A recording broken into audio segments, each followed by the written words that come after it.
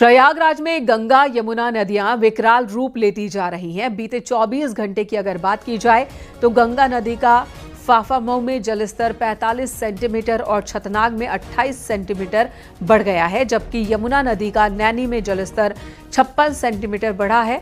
सिंचाई विभाग के बाद कंट्रोल रूम से गंगा और यमुना नदियों के जलस्तर पर नजर रखी जा रही है।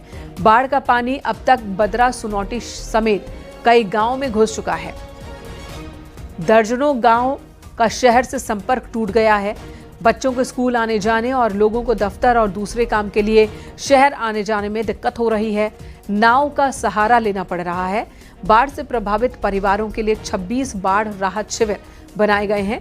3 बाढ़ राहत शिविर शुरू कर दिए गए हैं, जिनमें कई बाढ़ प्रभावित परिवार इस वक्त रह रहे हैं। एसडीएम सदर खुद बाढ़ राहत शिविरों की मॉनिटरिंग कर रहे हैं। बहुत परेशानी, नहीं संदेह परेशानी तो बहुत होती है, क्योंकि हम लोग आवागमन का ये मुख्य मार्ग है और यहाँ पर पानी भरने की वजह से सिर्फ एक ही मार्ग बचता है, गाड़ी अपनी खड़ी करके और नाव से आवागमन करें।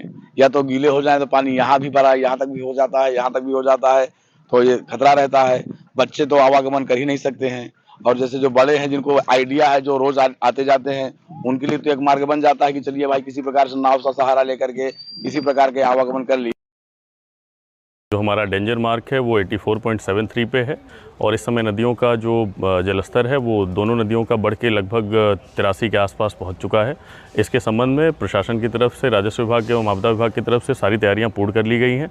हमारे शहर में 26 बाढ़ शरणालय हैं जो इस समय बिल्कुल पूरी तरीके से तैयार हैं लोगों के मूव करने के लिए। उसमें से 3 हमारे इस समय ऑपरेशनलाइज हो चुके हैं। एक एनी बेसेंट बघाड़ा में, Cantt high school, Cantt marriage hall आपका सदर बाज़ार में, और एक आपका ऋषिकुल विद्यालय जो अशोक नगर में है वो इस समय ऑपरेशनलाइज हो चुका है। और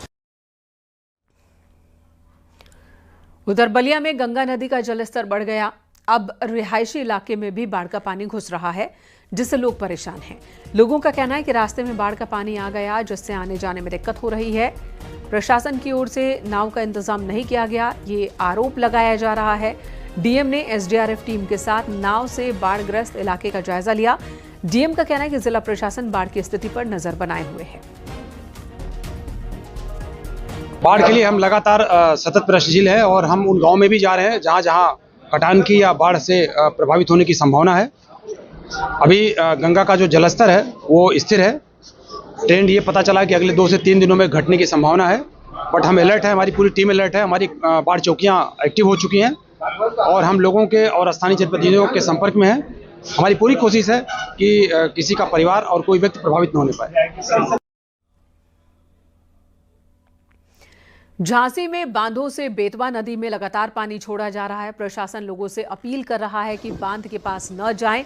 इस बीच सोशल मीडिया पर एक वीडियो वायरल है, जिसमें एक शख्स बांध के पास जान जोखिम में डालकर सेल्फी लेता दिखाई दे रहा है।